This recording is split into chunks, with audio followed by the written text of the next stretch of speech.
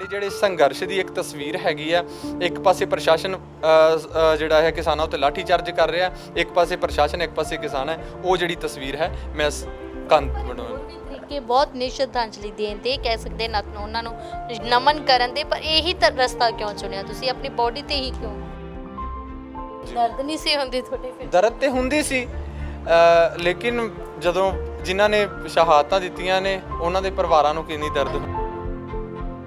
750 ਕਿਸਾਨ ਸੀ, ਜਿਨ੍ਹਾਂ ਦੇ ਵਿੱਚੋਂ ਮੇਰੇ ਹਰਿਆਣੇ ਤੇ ਯੂਪੀ ਦੇ 200 ਦੇ ਕਰੀਬਨ ਜਿਹੜੇ ਹੈ ਨਾਮ ਕੰਪਲੀਟ ਹੋ ਚੁੱਕੇ ਨੇ ਮੇਰੀ ਬੋਡੀ ਦੇ ਉੱਤੇ।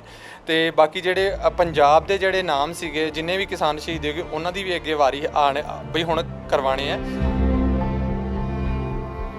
ਉਹਦੀ ਬੋਡੀ ਨੂੰ ਆਪਣੇ ਹੱਥੀ ਚੁੱਕਿਆ ਜਦੋਂ ਉੱਥੇ ਲਾਠੀ ਚਾਰਜ ਹੋ ਰਿਹਾ ਸੀ, ਜਦੋਂ ਉੱਥੇ ਭਗਦੜ ਮੱਚੀ ਸੀ, ਜਦੋਂ ਉਹਨੂੰ ਡੀਅਰ ਗੈਸ ਦੇ ਗੋਲੇ ਵੱਜੇ ਸੀ। ਮੇਰੇ ਕੋਲ ਹੀ ਇੱਕ ਕੰਬਲ ਸੀ, ਉਹ ਮੈਂ ਉਹਦੇ ਫਾਦਰ ਸਾਹਿਬ ਨੂੰ ਪਹੁੰਚਾਇਆ, ਉਹਨਾਂ ਦੇ ਘਰ ਪਹੁੰਚਾਇਆ। ਮੈਂ ਇੱਕ ਨਾਈਟ ਸਟੇ ਵੀ ਕਰਕੇ ਆਇਆ ਸੀਗਾ।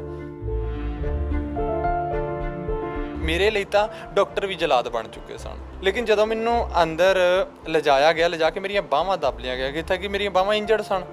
ਦੱਬਣ ਤੋਂ ਬਾਅਦ ਮੈਨੂੰ ਆ ਜਿਹੜੀ ਹਿੱਸਾ ਆ, ਤੁਹਾਨੂੰ ਪਤਾ ਕਿ ਬਹੁਤ ਨਾਜ਼ੁਕ ਹੈਗਾ ਆ, ਬਿਨਾਂ ਸੁੰਨ ਕੀਤੇ ਹੀ ਸਟਿਚਿੰਗ ਕਰ ਦਿੱਤੀ, ਖਿੱਚ ਕੇ ਸਟਿਚਿੰਗ ਕੀਤੀ, ਜਿੱਥੇ ਕਿ ਮੈਂ ਘਬਰਾ ਰਿਹਾ ਸੀਗਾ। ਮੇਰੇ ਘਰਦਿਆਂ ਨੂੰ ਪਤਾ ਲੱਗਾ ਕਿ ਗੁਰਜੰਟ ਤਾਂ ਖਤਮ ਹੋ ਗਿਆ।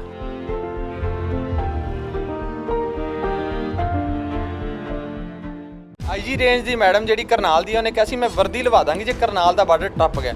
ਤੇ ਗੁਰਨਾਮ ਸਿੰਘ ਚੜੂਨੀ ਨੇ ਕਿਹਾ ਸੀਗਾ ਕਿ ਪੰਜਾਬ ਪਿਛਾੜ ਜਾ, ਬਾਰਡਰ ਮੈਂ ਪੱਟਾਂਗਾ ਅੱਗੋਂ। ਇੱਕ ਵਿਗਾ, ਇੱਕ ਕਨਾਲ, ਇੱਕ ਮਰਨਾ ਵੀ ਨਹੀਂ ਖੁੱਸਣ ਦੀ ਜਾਏਗੀ।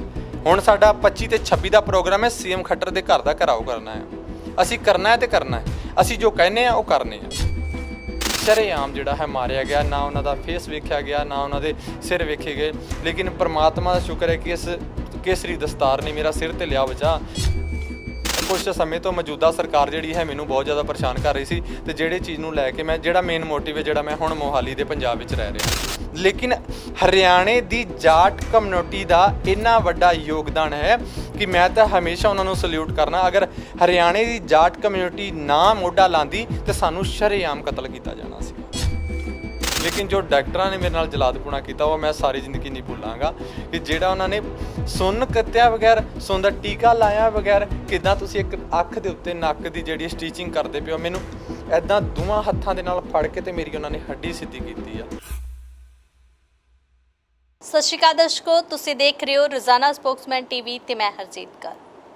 ਗੱਲ ਕਰਦੇ ਹਾਂ ਕਿਸਾਨੀ ਅੰਦੋਲਨ ਦੀ ਕਿ ਜਦੋਂ ਵੀ ਜ਼ਿਕਰ ਕਿਸਾਨੀ ਅੰਦੋਲਨ ਦਾ ਕੀਤਾ ਜਾਊਗਾ ਤਾਂ ਦੁਨੀਆ ਦਾ ਪਹਿਲਾ ਇੱਕ ਐਸਾ ਅੰਦੋਲਨ ਹੋਊਗਾ ਜਿਹੜਾ 1 ਸਾਲ ਚੱਲਿਆ, ਪਰ ਉਸ ਕਿਸਾਨੀ ਅੰਦੋਲਨ ਦੇ ਵਿੱਚ 750 ਸ਼ਹਾਦਤਾਂ ਹੋ ਜਾਂਦੀਆਂ ਨੇ। ਕਈ ਨੌਜਵਾਨਾਂ ਨੇ ਵੱਧ ਚੜ ਕੇ ਉਸ ਕਿਸਾਨੀ ਅੰਦੋਲਨ ਦੇ ਵਿੱਚ ਆਪਣਾ ਸਹਿਯੋਗ ਦਿੱਤਾ ਤੇ ਇਹੋ ਜਿਹੀਆਂ ਭਾਵਨਾਵਾਂ ਜੁੜੀਆਂ ਸੀ ਜਿਹੜੀਆਂ ਕਿ ਬਿਆਨ ਕਰਨੀਆਂ ਵੀ ਔਖੀਆਂ ਹੋ ਜਾਂਦੀਆਂ ਨੇ।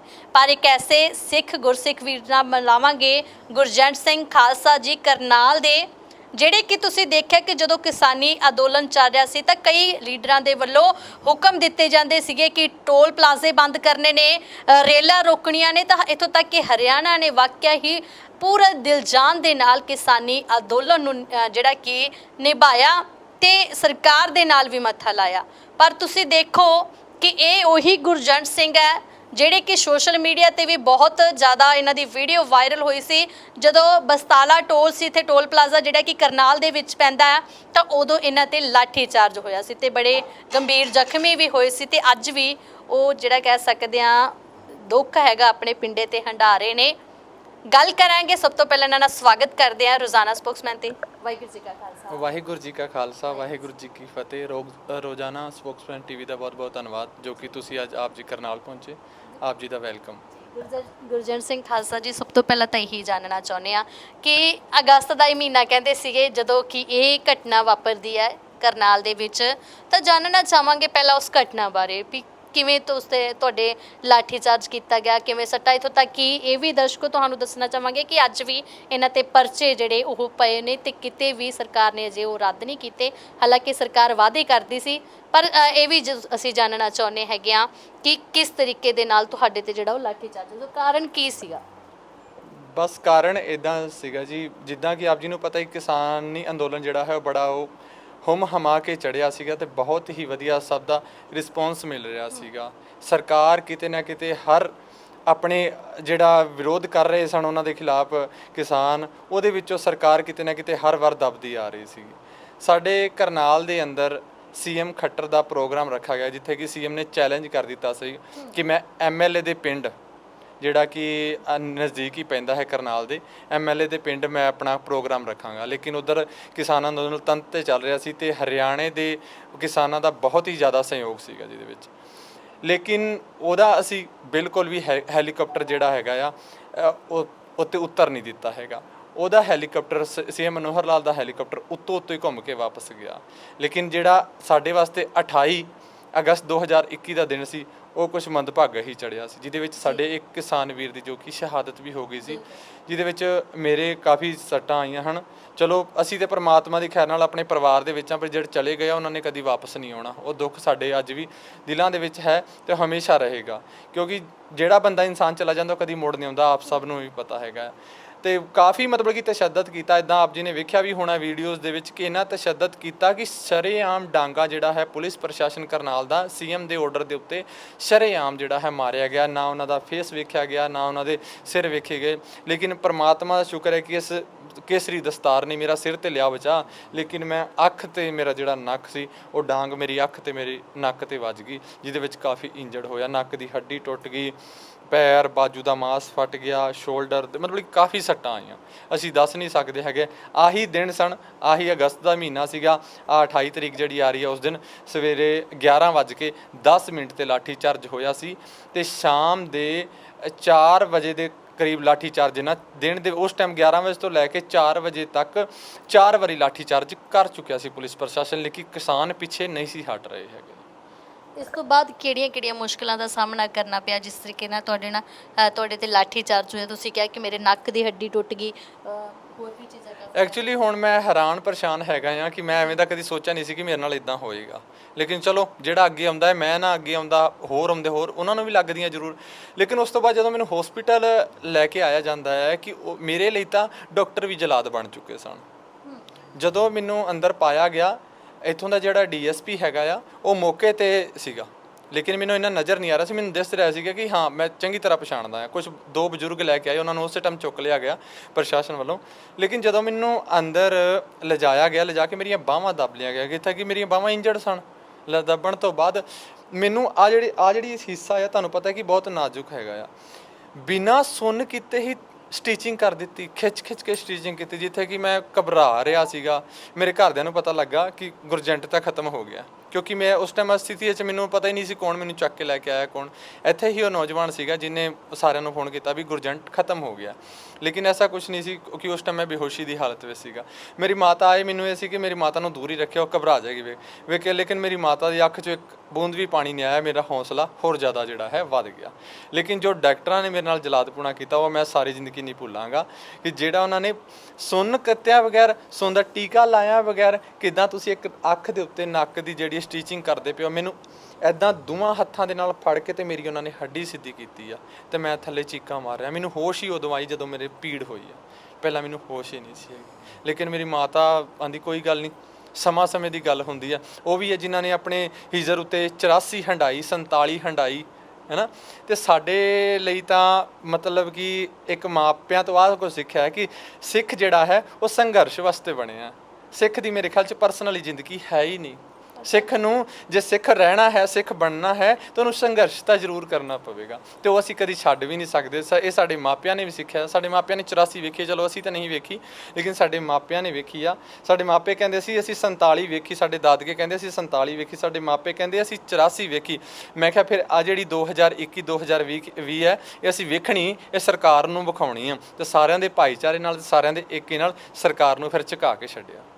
ਬਿਲਕੁਲ, ਪਰ ਇਹ ਕਿਹੋ ਜਿਹਾ ਜਨੂਨ ਹੈ ਕਿ ਉਦੋਂ ਵੀ ਤੁਸੀਂ ਕਿਸਾਨੀ ਅੰਦੋਲਨ ਦੇ ਵਿੱਚ ਜਨੂਨ ਦੇ ਨਾਲ ਅੱਗੇ ਸੰਘਰਸ਼ ਕਰਦੇ ਰਹੇ, ਤੇ ਪਰ ਅੱਜ ਵੀ ਅਸੀਂ ਦੇਖਿਆ ਕਿ ਤੁਸੀਂ ਆਪਣੀ ਪੂਰੀ ਬੋਡੀ ਤੇ ਸ਼ਹੀਦ ਕਿਸਾਨਾਂ ਦੇ ਨਾਮ ਲਿਖਵਾਏ ਹੋਏ ਨੇ। ਇਹ ਜਨੂਨ ਕਿੱਥੋਂ ਆਇਆ? ਕਿਉਂ ਤੁਸੀਂ ਮਤਲਬ ਕਿ ਲਿਖਵਾਏ ਨੇ? ਐਕਚੁਅਲੀ ਬੀਬੀ ਜੀ ਗੱਲ ਇਸ ਤਰ੍ਹਾਂ ਹੁੰਦੀ ਹੈ ਕਿ ਬਹੁਤ ਲੋਕਾਂ ਨੂੰ ਸ਼ੌਂਕ ਹੁੰਦਾ ਆ, ਬਹੁਤ ਲੋਕਾਂ ਨੂੰ ਸ਼ੌਂਕ ਹੁੰਦਾ ਹੈ ਕਿ ਅਸੀਂ ਆਪਣੇ ਬੋਡੀ ਦੇ ਉੱਤੇ ਮੰਮੀ ਡੈਡੀ ਦਾ ਟੈਟੂ ਬਣਵਾਈਏ। ਮੰਮੀ ਡੈਡੀ ਦਾ ਟੈਟੂ ਤਾਂ ਹਾਂਜੀ ਸੰਬੰਧੀ ਹੈ, ਬਲੱਡ ਰਿਲੇਸ਼ਨ ਨੇ। ਮੰਮੀ ਡੈਡੀ ਮੰਮੀ ਡੈਡੀ ਦਾ ਟੈਟੂ ਤਾਂ ਇੱਥੇ ਬਣਵਾ ਲਿਆ, ਮੰਮੀ ਡੈਡੀ ਬਾਹਰ ਰੁਲਦਾ ਫਿਰਦਾ ਆ, ਮੰਮੀ ਡੈਡੀ ਸੜਕਾਂ ਤੇ ਰੁਲਦੇ ਫਿਰਦੇ ਆ, ਮੰਮੀ ਡੈਡੀ ਨੂੰ ਅਸੀਂ ਖਾਣ ਪੈਂਦੇ ਆ, ਇੱਜ਼ਤ ਕਰਦੇ ਨਹੀਂਗੇ। ਆਪਣੇ ਜਦੋਂ ਘਰ ਵਸ ਜਾਂਦਾ ਆ ਉਦੋਂ ਅਸੀਂ ਅੰਦਰ ਹੁੰਨੇ ਆ, ਮੰਮੀ ਡੈਡੀ ਬਾਹਰ ਹੁੰਦੇ ਨੇ। ਠੀਕ ਹੈ, ਅਖੇ ਦੁੱਧਾਂ ਨਾਲ ਪੁੱਤ ਪਾਲ ਕੇ ਆਪ ਮਾਵਾਂ ਤਰਸਦੀਆਂ, ਪਾਣੀ ਨੂੰ ਵੀ ਤਰਸਦੀਆਂ ਮਾਪੇ। ਤੁਸੀਂ ਅੱਜ ਵੇਖਿਆ ਹੀ ਹੋਣਾ ਆ ਪੂਰੇ ਦੇਸ਼ ਦੇ ਅੰਦਰ ਕਿੱਦਾਂ ਕਿ ਮੈਨੂੰ ਇਹ ਹੋਇਆ ਕਿ ਮੈਂ ਸੱਚੇ ਦਿਲੋਂ ਸ਼ਰਧਾਂਜਲੀ ਦੇਣੀ ਹੈ। ਆਦਰ ਸਤਿਕਾਰ ਮੈਂ ਸਭ ਧਰਮਾਂ ਦਾ ਕਰਦਾ, ਕਿਉਂਕਿ ਗੁਰੂ ਨਾਨਕ ਪਾਤਸ਼ਾਹ ਜੀ ਨੇ ਕਿਹਾ ਹੈ ਮਾਨਸ ਕੀ ਜਾਤ ਸਭੇ ਇੱਕ ਹੈ ਪਹਿਚਾਨ। ਹਾਂਜੀ, ਤੇ ਇਸ ਲਈ ਮੈਂ ਜੋ 750 ਕਿਸਾਨ ਸੀ ਜਿਨ੍ਹਾਂ ਦੇ ਵਿੱਚੋਂ ਮੇਰੇ ਹਰਿਆਣੇ ਤੇ ਯੂਪੀ ਦੇ 200 ਦੇ ਕਰੀਬਨ ਜਿਹੜੇ ਹੈ ਨਾਮ ਕੰਪਲੀਟ ਹੋ ਚੁੱਕੇ ਨੇ ਮੇਰੀ ਬੋਡੀ ਦੇ ਉੱਤੇ, ਤੇ ਬਾਕੀ ਜਿਹੜੇ ਪੰਜਾਬ ਦੇ ਜਿਹੜੇ ਨਾਮ ਸੀਗੇ ਜਿੰਨੇ ਵੀ ਕਿਸਾਨ ਸ਼ਹੀਦ ਹੋਗੇ ਉਹਨਾਂ ਦੀ ਵੀ ਅੱਗੇ ਵਾਰੀ ਆਣ ਬਈ ਹੁਣ ਕਰਵਾਣੇ ਆ। ਉਹਨਾਂ ਦੇ ਵਿੱਚ ਇਦਾਂ ਸੀ ਕਿ ਪੂਰਾ ਪਰਫੈਕਟ ਮੁਆਇਨਾ ਨਹੀਂ ਮਿਲ ਰਿਹਾ। ਸਾਡੇ ਹਰਿਆਣੇ ਦੇ ਜਿਹੜੇ ਸੰਗਠਨ ਸਨ ਉਹਨਾਂ ਨੇ ਹਰਿਆਣੇ ਦੇ ਜਿਹੜੇ ਸਾਰਿਆਂ ਦਾ ਨਾਮ ਬਿਲਕੁਲ ਪਰਫੈਕਟ ਹੈਗਾ, ਲੇਕਿਨ ਪੰਜਾਬ ਦੇ ਨਾਮਾਂ ਦੇ ਵਿੱਚ ਕਿਤੇ ਨਾ ਕਿਤੇ ਗਲਤੀ ਹੈਗੀ ਆ। ਜੇ ਕਈ ਬੰਦੇ ਮੈਂ ਉਹਨਾਂ ਦੇ ਵਿੱਚ ਵੇਖਿਆ ਕਿ ਜਿਹੜੇ ਹੈਗੇ ਨੇ ਉਹਨਾਂ ਦਾ ਮਰਤੋਂ ਦੇ ਵਿੱਚ ਉਹ ਕੀਤਾ ਹੋਇਆ ਤੇ ਪੂਰਾ ਪਰਫੈਕਟ ਉਹਨਾਂ ਦਾ ਉਹ ਨਹੀਂ ਮਿਲ ਰਿਹਾ, ਇਸ ਕਰਕੇ ਮੈਂ ਉਹ ਨਹੀਂ ਕਰਵਾਏ। ਮੈਂ ਜ਼ਰੂਰ ਕਰਵਾਵਾਂਗਾ। ਅਤੇ ਸਾਡੇ ਜਿਹੜੇ ਸੰਘਰਸ਼ ਦੀ ਇੱਕ ਤਸਵੀਰ ਹੈਗੀ ਆ, ਇੱਕ ਪਾਸੇ ਪ੍ਰਸ਼ਾਸਨ ਜਿਹੜਾ ਹੈ ਕਿਸਾਨਾਂ ਉੱਤੇ ਲਾਠੀ ਚਾਰਜ ਕਰ ਰਿਹਾ, ਇੱਕ ਪਾਸੇ ਪ੍ਰਸ਼ਾਸਨ ਇੱਕ ਪਾਸੇ ਕਿਸਾਨ ਹੈ, ਉਹ ਜਿਹੜੀ ਤਸਵੀਰ ਹੈ ਮੈਂ ਹੋਰ ਵੀ ਤਰੀਕੇ ਬਹੁਤ ਨੇ ਸ਼ਰਧਾਂਜਲੀ ਦੇਣ ਦੇ, ਕਹਿ ਸਕਦੇ ਨਾ ਉਹਨਾਂ ਨੂੰ ਨਮਨ ਕਰਨ ਦੇ, ਪਰ ਇਹੀ ਰਸਤਾ ਕਿਉਂ ਚੁਣਿਆ ਤੁਸੀਂ? ਆਪਣੀ ਬੋਡੀ ਤੇ ਹੀ ਕਿਉਂ? ਐਕਚੁਅਲੀ ਸਮੇਂ ਤੇ ਮਤਲਬ ਕਿ ਇੱਕ ਬੰਦਾ ਹੁੰਦਾ ਹੈ ਕਿ ਭੁੱਲਣਾ ਤਾਂ ਨਹੀਂ ਚਾਹੀਦਾ, ਲੇਕਿਨ ਬੰਦਾ ਭੁੱਲ ਜਾਂਦਾ ਕਦੀ ਨਾ ਕਦੀ। ਲੇਕਿਨ ਅਸੀਂ ਆਪਣੇ ਬਦਨ ਦੇ ਉੱਤੇ ਬਣਵਾਇਆ, ਸਾਨੂੰ ਹਮੇਸ਼ਾ ਯਾਦ ਰਹੇਗਾ। ਅਸੀਂ ਕੋਈ ਇਹ ਨਹੀਂ ਕਿ ਹੈਗਾ ਕਿ ਸਾਨੂੰ ਅਸੀਂ ਫੋਲੋਵਰ ਚਾਹੀਦੇ ਹਾਂ ਜਾਂ ਅਸੀਂ ਮਤਲਬ ਕਿ ਕਿਸੇ ਦੀਆਂ ਨਜ਼ਰਾਂ ਵਿੱਚ ਆਉਣਾ ਚਾਹੁੰਦੇ, ਨਹੀਂ। ਇਹ ਸਾਡੀ ਸ਼ਰਧਾਂਜਲੀ ਹੈਗੀ ਆ। ਮੈਂ ਅੰਦੋਲਨ ਤੋਂ ਪਹਿਲਾਂ ਦੀ ਗੱਲ ਹੈਗੀ ਆ, ਉਹ ਅੰਦੋਲਨ ਹੀ ਅਸੀਂ ਜੈ ਜਵਾਨ ਜੈ ਕਿਸਾਨ ਅਮਰ ਜਵਾਨ ਸ਼ਹੀਦ, ਇਹ ਤਿਰੰਗਾ ਬਣਾਇਆ ਹੈ। ਠੀਕ ਹੈ ਜੀ, ਇਹ ਨਿਸ਼ਾਨ ਸਾਹਿਬ ਮੈਂ ਇੱਥੇ ਬਣਾਇਆ ਹੋਇਆ, ਨੈਕ ਤੇ ਬਣਵਾਇਆ ਹੋਇਆ। ਇਹ ਕਾਰਗਿਲ ਫਤਿਹ ਬਣਵਾਈ ਹੈ, ਪ੍ਰਣਾਮ ਸ਼ਹੀਦਾਂ ਨੂੰ ਲਿਖਿਆ ਹੋਇਆ। ਮਤਲਬ ਕਿ ਮੈਂ ਗੁਰੂ ਨਾਨਕ ਪਾਤਸ਼ਾਹ ਜੀ ਦੀ ਫਿਲਾਸਫੀ ਨੂੰ ਮੰਨਦਾ ਹਾਂ, ਨਾ ਕਿ ਉਹਨਾਂ ਨੇ ਮੇਰੇ ਜ਼ਿਹਨ ਵਿੱਚ ਆਹੀ ਗੱਲ ਹੈਗੀ ਆ ਕਿ ਮਾਨਸ ਕੀ ਜਾਤ ਸਭੇ ਇੱਕ ਹੈ ਪਹਿਚਾਨ। ਅੱਜ ਸਾਡਾ ਬਲੱਡ ਡੋਨੇਸ਼ਨ ਕੈਂਪ ਹੈਗਾ ਆ। ਬਲੱਡ ਡੋਨੇਸ਼ਨ ਕੈਂਪ ਦੇ ਵਿੱਚ ਹਿੰਦੂ ਵੀ ਆਉਂਦਾ, ਮੁਸਲਮਾਨ ਵੀ ਆਉਂਦਾ, ਸਿੱਖ ਵੀ ਆਉਂਦਾ, ਈਸਾਈ ਵੀ ਆਉਂਦਾ, ਬੋਧੀ ਵੀ ਆਉਂਦਾ, ਸਾਰੇ ਆਉਂਦੇ ਆ। ਉਸ ਟਾਈਮ ਤੇ ਅਸੀਂ ਨਹੀਂ ਕਰਦੇ, ਲੇਕਿਨ ਪੋਲੀਟੀਸ਼ੀਅਨ ਹਾਂਜੀ ਵਖਰੇਵਾ ਵੀ ਨਹੀਂ ਹੁੰਦਾ। ਹਾਂ ਵੀ ਕੀ ਤੇ ਹੁਣ ਲੋਕ ਕਿੱਦਾਂ ਕਰ ਰਹੇ ਆ, ਕੋਈ ਨਿਸ਼ਾਨ ਸਾਹਿਬ ਉੱਤੇ ਲੜਦਾ, ਕੋਈ ਤਿਰੰਗੇ ਉੱਤੇ ਲੜਦਾ ਆ, ਕੋਈ ਕਿਸੇ। ਇਹ ਮਤਲਬ ਕਿ ਸਾਡੀ ਮਾਨਸਿਕਤਾ ਨੂੰ ਭਟਕਾ ਕੇ, ਆਉਣ ਵਾਲੀ ਯੂਥ ਨੂੰ ਭਟਕਾ ਕੇ ਇਦਾਂ ਦਾ ਜਿਹੜਾ ਹੈਗਾ ਆ ਆਪਣੀ ਵੋਟ ਬੈਂਕ ਕਾਬੂ ਕੀਤੀ ਜਾ ਰਹੀ ਆ। ਬਾਕੀ ਇਹਨਾਂ ਚੀਜ਼ਾਂ ਵਿੱਚ ਕੁਝ ਨਹੀਂ ਹੋ ਰਿਹਾ ਹੈਗਾ। ਹੋਰ ਤੁਹਾਨੂੰ ਕੋਈ ਨੁਕਸਾਨ ਨਹੀਂ ਹੋਏਗਾ ਜੇ ਤੁਸੀਂ ਇਸ ਤਰ੍ਹਾਂ ਮਤਲਬ ਕਿ ਲਿਖਵਾ ਰਹੇ ਹੈਗੇ ਆ? ਇਹਦਾ ਨੁਕਸਾਨ ਜੇ ਇਹਦਾ ਇਸ ਚੀਜ਼ ਦਾ ਨੁਕਸਾਨ ਹੋ ਸਕਦਾ ਆ। ਤੁਸੀਂ ਕਿਸਾਨ ਸ਼ਹੀਦ ਕਿਸਾਨਾਂ ਦੇ ਨਾਮ ਲਿਖੇ ਹੋਏ ਆ, ਕੋਈ ਮੁਸ਼ਕਿਲ ਤਾਂ ਨਹੀਂ ਆਏਗੀ ਤੁਹਾਨੂੰ ਅੱਗੇ? ਨਹੀਂ, ਕੋਈ ਮੁਸ਼ਕਿਲ ਨਹੀਂ ਆਏਗੀ, ਕਿਉਂਕਿ ਹੁਣ ਸਾਡੀ ਲਾਈਫ ਜਿਹੜੀ ਹੈਗੀ ਆ, ਮੈਂ ਤੁਹਾਨੂੰ ਦੱਸਣਾ ਫਿਊਚਰ ਜਿਹੜਾ ਹੈ ਉਹ ਖਰਾਬ ਹੋ ਚੁੱਕਿਆ ਹੈ। ਤਾਂ ਫਿਊਚਰ ਦੇ ਵਿੱਚ ਮੰਨ ਲਓ ਕਿ ਹੁਣ ਅਸੀਂ ਸੰਘਰਸ਼ ਹੀ ਕਰਨੇ ਆ, ਸਾਡੇ ਵਾਸਤੇ ਹੋਰ ਕੁਝ ਨਹੀਂ ਹੈਗਾ। ਸਾਡੇ ਲਈ ਸੰਘਰਸ਼ ਹੀ ਸਾਡੀ ਜ਼ਿੰਦਗੀ ਹੈ ਬਸ। ਹੋਰ ਸਾਡੇ ਕੇਸ ਰੱਦ ਹੋ ਗਏ ਤੁਹਾਡੇ ਤੇ? ਬਹੁਤ ਐਕਚੁਅਲੀ ਕੇਸ ਤਾਂ ਹੈਗੇ ਆ, ਲੇਕਿਨ ਕੁਝ ਹੈਗੇ ਆ ਕੇਸ, ਕੁਝ ਰੱਦ ਕੀਤੇ ਆ, ਲੇਕਿਨ ਹਜੇ ਤੱਕ ਮੈਂ ਕਿਹੜੇ ਮਤਲਬ ਕਿ ਤੁਹਾਡੇ ਤੇ ਪਰਚੇ ਜਿਹੜੇ ਦਰਜ ਹੋਏ ਸੀ? ਐਕਚੁਅਲੀ ਇੱਕ ਤਾਂ ਜਿਹੜਾ ਸੀਐਮ ਖੱਟਰ ਦਾ ਹੈਲੀਕਾਪਟਰ ਨਹੀਂ ਸੀ ਉਤਰਨ ਦਿੱਤਾ ਹੈਗਾ।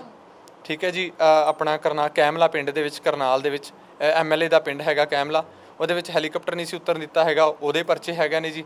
ਮਤਲਬ ਕਿ ਮੰਨ ਲਓ ਕਿ ਸਰਕਾਰੀ ਸੰਪત્ਤੀ ਨੂੰ ਨੁਕਸਾਨ ਅਸੀਂ ਤਾਂ ਪਹੁੰਚਾਇਆ ਨਹੀਂ ਹੈਗਾ। ਕੁਝ ਸ਼ਰਾਰਤੀ ਆਨਸਰ ਵੀ ਹੈਗੇ ਸੀਗੇ ਉਹਦੇ, ਰੋਡ ਰੋਕੋ 307 ਵਰਗੀਆਂ ਧਾਰਾਂ ਜਿਹੜੀਆਂ ਨੇ ਇਦਾਂ ਦੀਆਂ ਵੀ ਲਾਈਆਂ ਹੋਈਆਂ ਸਨ। ਬਾਕੀ ਪਰਮਾਤਮਾ ਜਾਣਦਾ, ਲੇਕਿਨ ਕੁਝ ਸਮੇਂ ਤੋਂ ਮੌਜੂਦਾ ਸਰਕਾਰ ਜਿਹੜੀ ਹੈ ਮੈਨੂੰ ਬਹੁਤ ਜ਼ਿਆਦਾ ਪਰੇਸ਼ਾਨ ਕਰ ਰਹੀ ਸੀ। ਤੇ ਜਿਹੜੇ ਚੀਜ਼ ਨੂੰ ਲੈ ਕੇ ਮੈਂ ਜਿਹੜਾ ਮੇਨ ਮੋਟਿਵ ਹੈ, ਜਿਹੜਾ ਮੈਂ ਹੁਣ ਮੋਹਾਲੀ ਦੇ ਪੰਜਾਬ ਵਿੱਚ ਰਹਿ ਰਿਹਾ ਹਾਂ, ਇਸ ਕਰਕੇ ਹੀ ਮੈਂ ਪੰਜਾਬ ਚਲਾ ਗਿਆ ਸੀ। ਮੈਂ ਥੋੜਾ ਸਮਾਂ ਨਿਕਲ ਜਾਏਗਾ, ਚਲੋ ਕੋਈ ਗੱਲ ਨਹੀਂ।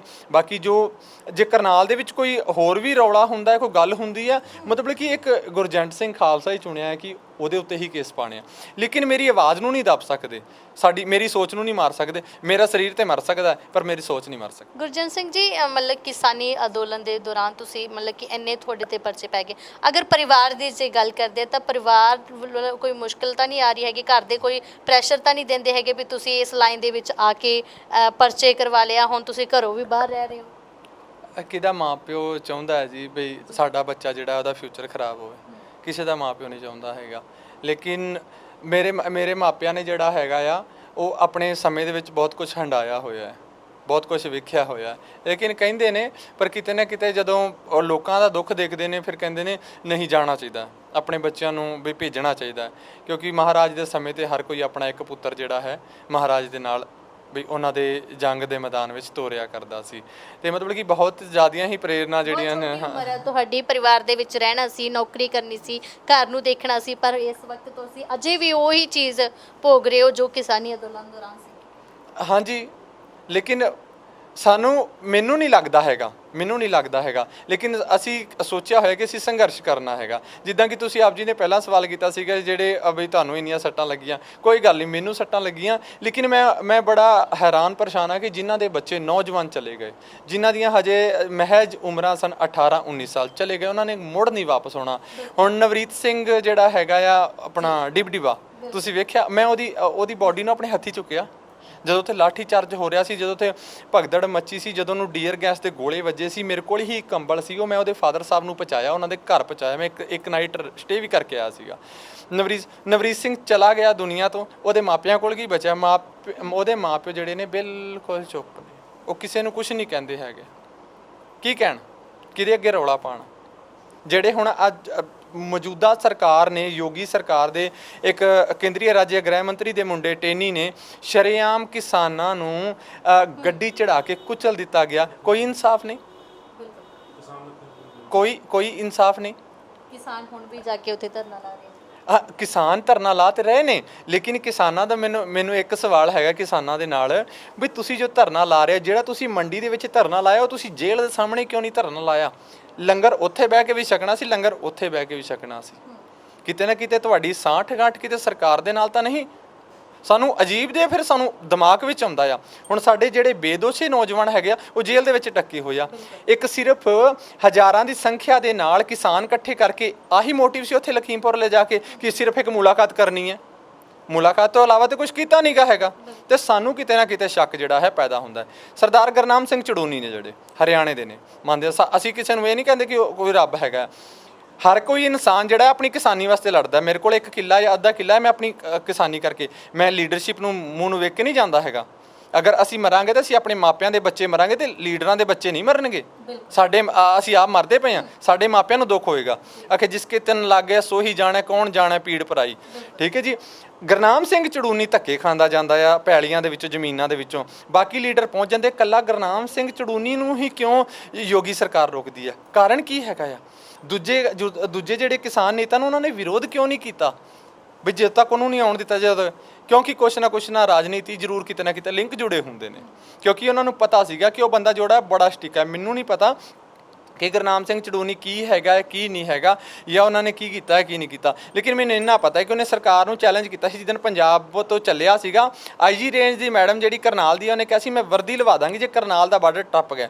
ਤੇ ਗੁਰਨਾਮ ਸਿੰਘ ਚੜੂਨੀ ਨੇ ਕਿਹਾ ਸੀਗਾ ਕਿ ਪੰਜਾਬ ਪਿਛਾੜ ਜਾ, ਬਾਰਡਰ ਮੈਂ ਪੱਟਾਂਗਾ ਅੱਗੋਂ। ਤੇ ਉਹਦੇ ਨੌਜਵਾਨਾਂ ਨੇ, ਉਹਦੇ ਯੂਥ ਨੇ, ਭਰਾਵਾਂ ਨੇ, ਸਾਰਿਆਂ ਨੇ ਪੱਟ ਕੇ ਇੱਕ ਪਾਸੇ ਸੱਟਿਆ ਸੀ ਤੇ ਪੰਜਾਬ ਅੱਪੜੇ ਸੀ। ਕਿ ਤੁਸੀਂ ਅਜੇ ਵੀ ਕਹਿ ਸਕਦੇ ਆ ਕਿ ਨਹੀਂ ਇਸ ਸੰਘਰਸ਼ ਤੋਂ ਪਰੇ ਜਾ ਰਹੇ, ਕਿਉਂਕਿ ਗੱਲ ਕਰਦੇ ਆ ਕਿ ਹਲੇ ਰੀਸੈਂਟਲੀ ਗੱਲ ਹੈ ਕਿ ਜਿਹੜਾ ਤੁਸੀਂ ਮਾਮਲਾ 95 ਕਿੱਲਿਆਂ ਦਾ ਸੀਗਾ ਤੇ ਉਹ ਵੀ ਤੁਸੀਂ ਹੁਣੇ ਛਡਵਾਇਆ ਹੈਗਾ। ਕੀ ਕਾਰਨ ਸੀਗਾ ਕਿ ਤੁਸੀਂ ਹੁਣ ਵੀ ਆਪਣਾ ਫਿਊਚਰ ਤਾਂ ਪਹਿਲਾਂ ਹੀ ਦਾਅ ਤੇ ਲਾਇਆ ਹੋਇਆ, ਪਰ ਹੁਣ ਵੀ ਤੁਸੀਂ ਉਸ ਕਹਿ ਸਕਦੇ ਐਕਟੀਵੇਟ ਰਹਿ ਰਹੇ ਹੋ ਸੰਘਰਸ਼? ਸਾਡਾ ਤੇ ਫਿਊਚਰ ਦਾਅ ਤੇ ਲੱਗ ਗਿਆ, ਲੇਕਿਨ ਹੁਣ ਮੰਨ ਲਓ ਕਿ ਕਿੰਨੇ ਕਿਸਾਨਾਂ ਦੀਆਂ ਜ਼ਮੀਨਾਂ ਹੋਣਗੀਆਂ, ਉਹਨਾਂ ਦੇ ਵੀ ਤੇ ਬੱਚੇ ਹੋਣਗੇ, ਉਹਨਾਂ ਨੇ ਵੀ ਐਜੂਕੇਸ਼ਨ ਦੇਣੀ ਹੋਏਗੀ। ਜੇ ਉਹਨਾਂ ਦੀ ਜ਼ਮੀਨ ਹੀ ਖੁੱਸ ਜਾਏਗੀ ਤਾਂ ਕੀ ਕਰਨਗੇ?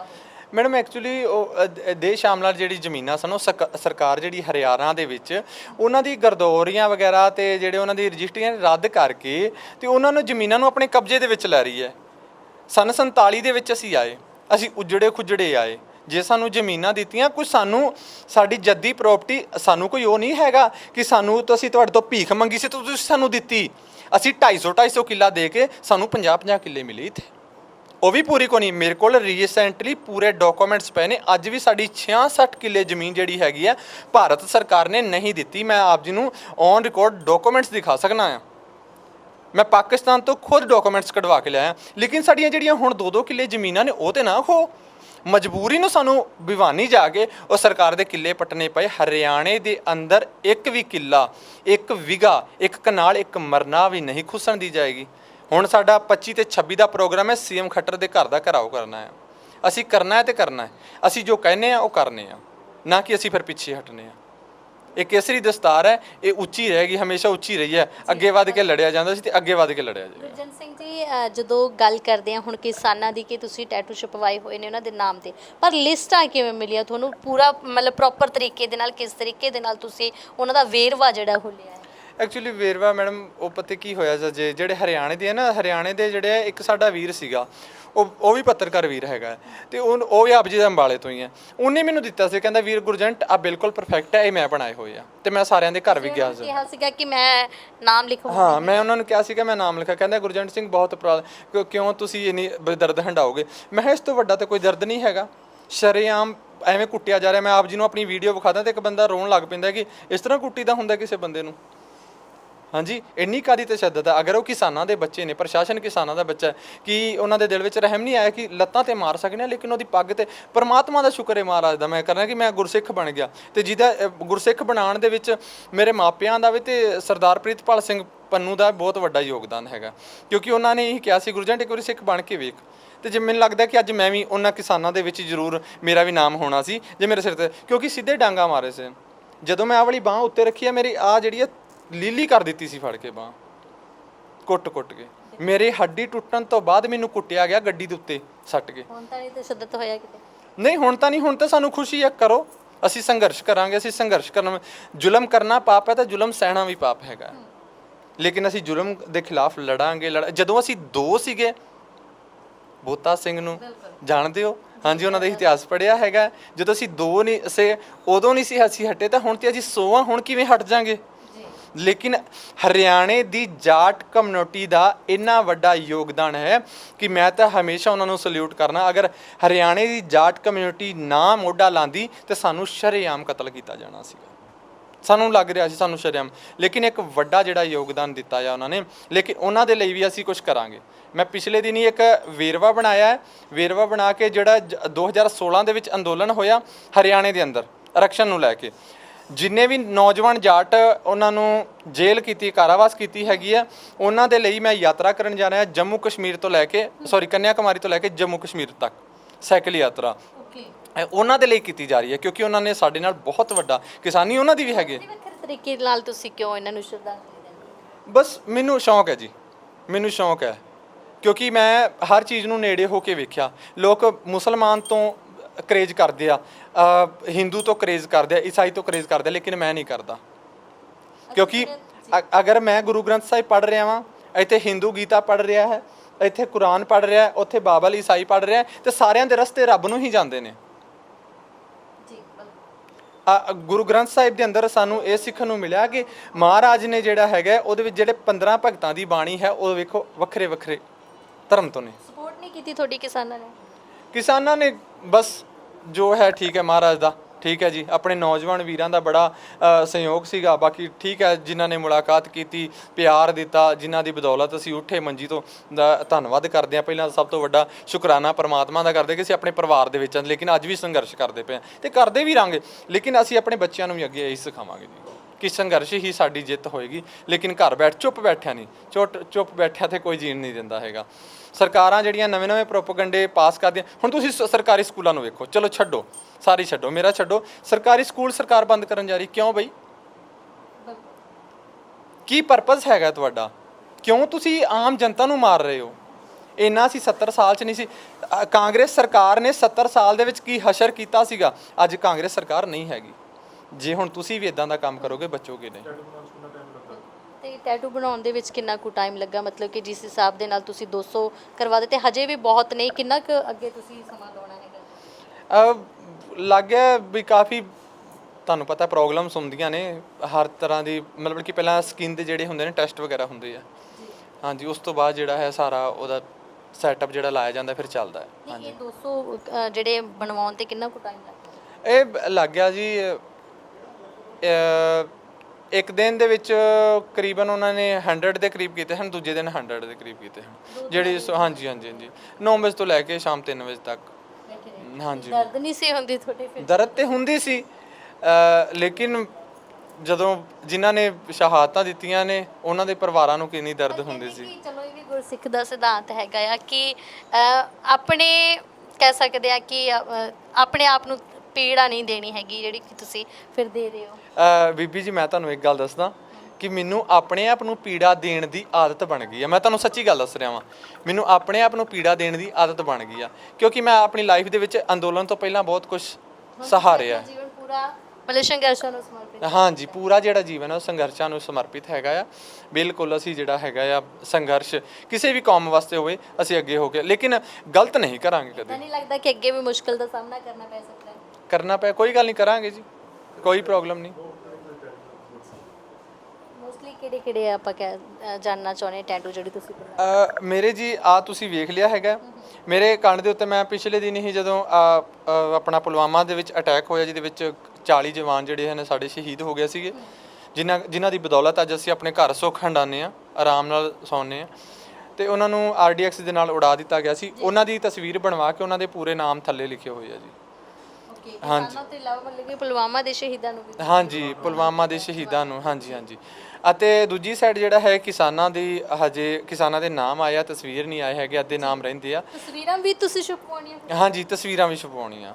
ਤਸਵੀਰ ਜਿਹੜੀ ਹੈਗੀ ਹੈ ਅੰਦੋਲਨ, ਘੱਟ ਨਹੀਂ ਪੈ ਜਾਏਗੀ ਤੁਹਾਨੂੰ? ਨਹੀਂ, ਕਿਸਾਨਾਂ ਦੀਆਂ ਤਸਵੀਰਾਂ ਨਹੀਂ, ਜਿਹੜੀ ਮਤਲਬ ਕਿ ਸਾਡੇ ਇੱਕ ਕਰਨਾਲ ਦੇ ਅੰਦਰ ਜਿਹੜਾ ਪ੍ਰੋਟੈਸਟ ਆਮਣੋ ਸਾਹਮਣਾ ਪੁਲਿਸ ਤੇ ਪ੍ਰਸ਼ਾਸਨ ਦਾ ਤੇ ਕਿਸਾਨਾਂ ਦਾ ਹੋਇਆ ਸੀ, ਉਹ ਤਸਵੀਰ। ਤੇ ਦੂਜਾ ਇਹ ਹੈ ਕਿ ਸਾਰੇ ਧਰਮਾਂ ਦਾ ਜੁਆਇੰਟ ਲੋਗੋ ਏਕ ਓਂਕਾਰ ਦੇ ਅੰਦਰ ਹੈ, ਸਾਰੇ ਧਰਮਾਂ ਦਾ। ਏਕ ਓਂਕਾਰ ਸਾਹਿਬ, ਓਮ ਪਲੱਸ ਤੇ ਮੁਸਲਮਾਨੀ ਮੋਮਨਨ ਚੰਨ, ਵਿੱਚ ਨਿਸ਼ਾਨ ਸਾਹਿਬ ਜਿਹੜਾ ਹੈ ਗਰਦਨ ਦੇ ਉੱਤੇ ਸਾਹਮਣਾ ਪਿੱਛੋਂ ਨਜ਼ਰ ਆਉਂਦਾ ਹੈ, ਖੰਡਾ ਸਾਹਿਬ। ਮਤਲਬ ਕਿ ਉਹ ਤੁਸੀਂ ਆਹੋ ਬਣਵਾਉਣਾ ਹੈ? ਹਾਂ, ਬਣਵਾਇਆ ਹੋਇਆ ਹੈ। ਓਕੇ, ਬਣਵਾਇਆ ਹੋਇਆ। ਹਾਂਜੀ, ਬਣਵਾਇਆ ਹੋਇਆ। ਠੀਕ ਹੈ। ਸੋ ਦਰਸ਼ਕੋ ਤੁਸੀਂ ਦੇਖ ਸਕਦੇ ਹੋ, ਇਹ ਵੀਰ ਦਾ ਵੱਖਰਾ ਹੀ ਜਨੂਨ ਹੈ।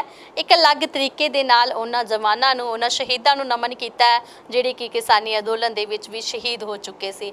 ਅਕਸਰ ਬਹੁਤ ਘੱਟ ਹੋਣਗੇ ਜਿਹੜੇ ਕਿ ਉਹਨਾਂ ਸ਼ਹੀਦਾਂ ਨੂੰ ਯਾਦ ਕਰਦੇ ਨੇ, ਪਰ ਇਹ ਵੀਰ ਦਾ ਕਹਿਣਾ ਹੈ ਕਿ ਆਪਣੇ ਸਰੀਰ ਨੂੰ ਪੀੜਾ ਦੇ ਕੇ ਉਹਨਾਂ ਨੂੰ ਯਾਦ ਕਰਨਾ ਇਹੀ ਮੇਰਾ ਜਿਹੜਾ ਮਕਸਦ ਹੈਗਾ, ਕਿਉਂਕਿ ਮੈਂ ਆਪਣਾ ਸਾਰਾ ਜੀਵਨ ਆ ਜਿਹੜਾ ਉਹ ਸੰਘਰਸ਼ਾਂ ਨੂੰ ਸਮਰਪਿਤ ਕਰ ਦਿੱਤਾ। ਹਾਲਾਂਕਿ ਫਿਊਚਰ ਵੀ ਇਹਨਾਂ ਦਾ ਤੁਸੀਂ ਦੇਖ ਸਕਦੇ ਦਾਅ ਤੇ ਲੱਗ ਚੁੱਕਾ, ਖਰਾਬ ਹੋ ਗਿਆ, ਔਰ ਅਜੇ ਵੀ ਸੱਟਾਂ ਜਿਹੜੀਆਂ ਉਹ ਲੱਗੀਆਂ। ਬੇਸ਼ੱਕ ਇਹ ਵੀ ਗੱਲ ਅਸੀਂ ਜਾਣਨਾ ਚਾਹੁੰਦੇ ਹੈਗੇ ਆ ਕਿ ਤੁਹਾਡੇ ਸੱਟਾਂ ਲੱਗੀਆਂ ਸੀ, ਪਰ ਹੁਣ ਕਿਸ ਤਰੀਕੇ ਨਾਲ ਤੁਹਾਡੀ ਅੱਖ ਠੀਕ ਹੈ, ਮਤਲਬ ਨੱਕ ਦੀ ਹੱਡੀ ਤੁਹਾਡੀ ਠੀਕ ਹੈਗੀ ਹੁਣ? ਹਾਂਜੀ, ਬਾਕੀ ਜਿਹੜਾ ਹੈਗੀ ਆ ਹੁਣ ਤਾਂ ਕੋਈ ਪ੍ਰੋਬਲਮ ਹੈ ਤਾਂ ਹੈ, ਕੁਝ ਹੈਗੀ ਆ, ਲੇਕਿਨ ਪੇਨ ਵਗੈਰਾ ਹੁੰਦਾ। ਅੱਖ ਦੀ ਜਿਹੜੀ ਰੋਸ਼ਨੀ ਉਹ ਘੱਟ ਹੈਗੀ ਆ, ਪੂਰੀ ਨਹੀਂ ਹੈਗੀ ਜਿੱਦਾਂ ਪਹਿਲਾਂ। ਮਤਲਬ ਕਿ ਹੁਣ ਤੁਹਾਨੂੰ ਦਿਸ ਨਹੀਂ ਰਿਹਾ ਸਹੀ ਤਰੀਕੇ ਨਾਲ? ਨਹੀਂ, ਦੇਸ਼ ਦਾ ਹੈਗਾ, ਲੇਕਿਨ ਜਿੱਦਾਂ ਪਹਿਲਾਂ ਪੇਪਰ ਪੜ੍ਹ ਲੈਂਦਾ ਸੀ, ਹੁਣ ਪੇਪਰ ਨਹੀਂ ਪੜ੍ਹਿਆ ਜਾਂਦਾ। ਕੁਛ ਵੀ ਪੇਪਰ ਨਹੀਂ ਪੜ੍ਹ ਨਹੀਂ ਸਕਦੇ। ਹਾਂਜੀ, ਵੀਕ ਹੋ ਗਈ ਹੈ। ਹਾਂਜੀ। ਬਾਕੀ ਮਹਾਰਾਜ ਦਾ ਜਿੰਨੀ ਹੈਗੀ ਹੈ ਇੰਨੀ ਬਹੁਤ ਹੈ। ਉਹ ਵੀ ਹੈਗੇ ਨੇ, ਉਹਨਾਂ ਨੂੰ ਵੇਖ ਕੇ ਜਿੰਨੀ ਆ ਕਿ ਜਿਨ੍ਹਾਂ ਦੇ ਰੱਬ ਨੇ ਦਿੱਤੀ ਰੋਸ਼ਨੀ ਨਹੀਂ ਦਿੱਤੀ ਹੈਗੀ। ਬਹੁਤ ਬਹੁਤ ਧੰਨਵਾਦ। ਸੋ ਦਰਸ਼ਕੋ, ਜੁੜੇ ਰਹੋ ਰੋਜ਼ਾਨਾ ਸਪੋਕਸਮੈਨ ਦੇ ਨਾਲ। ਇਦਾਂ ਦੀਆਂ ਸ਼ਖਸੀਅਤਾਂ ਤੁਹਾਡੇ ਰੂਬਰੂ ਕਰਵਾਉਂਦੇ ਰਾਂਗੇ। ਤਦ ਤੱਕ ਲਈ ਇਜਾਜ਼ਤ ਦਿਓ। ਧੰਨਵਾਦ।